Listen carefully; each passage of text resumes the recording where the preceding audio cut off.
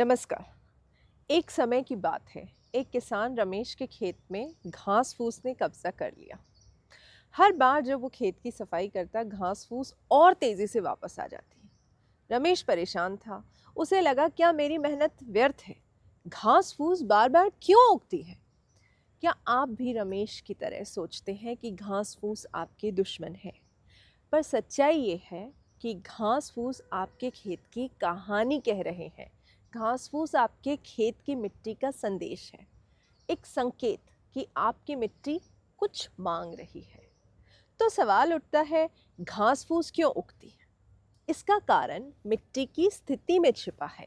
जब मिट्टी सख्त हो जाती है, बार बार जुताई होती है या रासायनिक उर्वरकों का अधिक उपयोग किया जाता है, तो मिट्टी असंतुलित हो जाती है। ऐसी मिट्टी में घास फूस को पनपने का मौका मिलता है। घास फूस कोई दुश्मन नहीं है, ये तो प्रकृति के सफाई कर्मचारी हैं।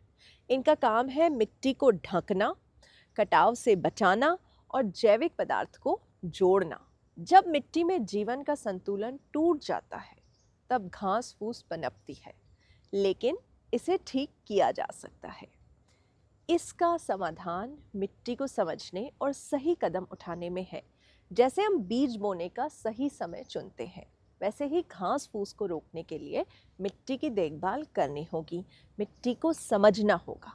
इसे हम उत्तराधिकार पौधारोपण या सक्सेशनल प्लांटिंग कहते हैं। प्रकृति के नियम के अनुसार सबसे पहले घास फूस उगती है, फिर झाड़ियाँ और अंत में फल फूल देने वाले पौधे। तो फलों के पेड़ जो है ना, वो आखिरी है। इसे समझकर आप अपनी मिट्टी में ऐसा बदलाव ला सकते हैं जो घास फूस को ख़त्म कर दे और फसलें आसानी से उगे। तो अब आपको क्या करना होगा? सबसे पहले जैविक खाद का उपयोग करना होगा। मिट्टी में पोषक तत्व को बढ़ाना होगा। इससे घास फूस के लिए स्थितियां अनुकूल नहीं रहेंगी। दूसरा, जुताई को कम करना होगा। बार बार जुताई से मिट्टी की संरचना बिगड़ जाती है।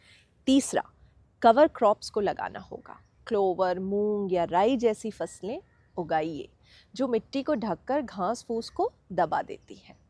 चौथा, मिट्टी का परीक्षण करवाइए। नियमित परीक्षण से मिट्टी की कमी का पता चलता है, जिससे आप सही कदम उठा सकते हैं।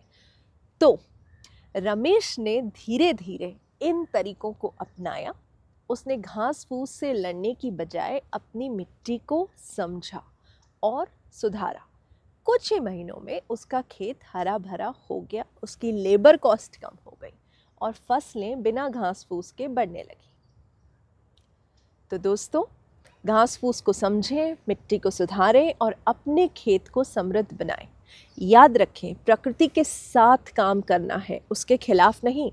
खेती और मिट्टी की देखभाल के बारे में और जानने के लिए हमसे जुड़ें।